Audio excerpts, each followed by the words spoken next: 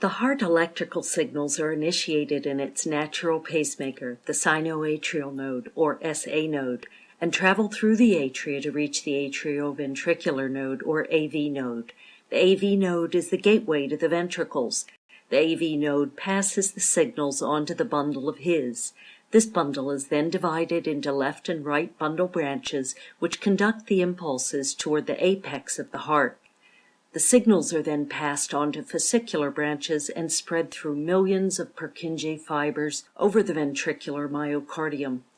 Heart block is a group of diseases characterized by presence of an obstruction or a block in the heart electrical pathway. A block may slow down the conduction of electrical impulses or, in more severe cases, completely stop them. Heart blocks are classified by location where the blockage occurs. Accordingly, there are SA nodal blocks, AV nodal blocks, intrahischian blocks, bundle branch blocks, and fascicular blocks. Of these, AV nodal blocks or AV blocks are most clinically significant. In fact, very commonly the term heart block, if not specified otherwise, is used to describe AV blocks. In AV blocks, the electrical signals are slow to reach the ventricles or completely interrupted before reaching the ventricles. There are 3 degrees of AV block.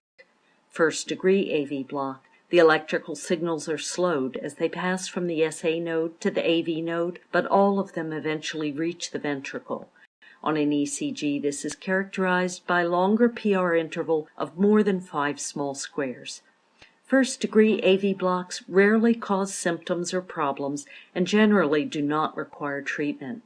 Second-degree AV blocks are divided further into type 1 and type 2. In type 1, the electrical signals are delayed further and further with each heartbeat until a beat is missing completely. On an ECG, this is seen as progressive prolongation of PR interval, followed by a P wave without a QRS complex. This is known as a blocked P wave or a dropped QRS complex. The cycle then restarts over. As this usually repeats in regular cycles, there is a fixed ratio between the number of P waves and the number of QRS complexes per cycle. The number of QRS complexes always equals the number of P waves minus 1. In this example, there are 4 P waves for every 3 QRS complexes. This is a 4-to-3 heart block. Second-degree type 1 blocks are usually mild and no specific treatment is indicated.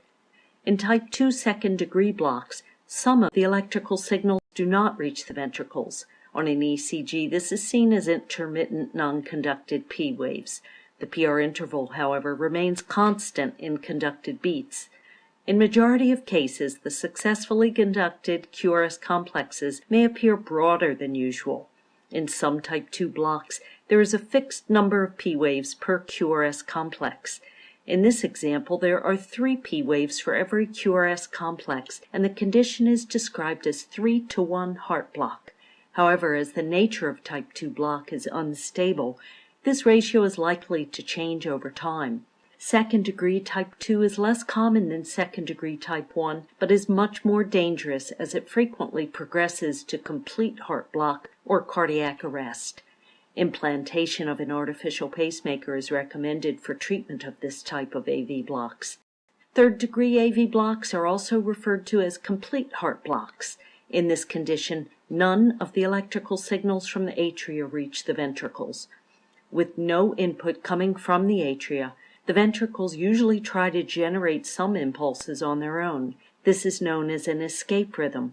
On an ECG, 2 independent rhythms can be seen. A regular P wave pattern represents atrial rhythm, and a regular but unusually slow QRS pattern represents the escape rhythm. The PR interval is variable as there is no relationship between the 2 rhythms. Patients with third-degree heart blocks are at high risk of cardiac arrest. They require immediate treatment, cardiac monitoring, and pacemaker implantation.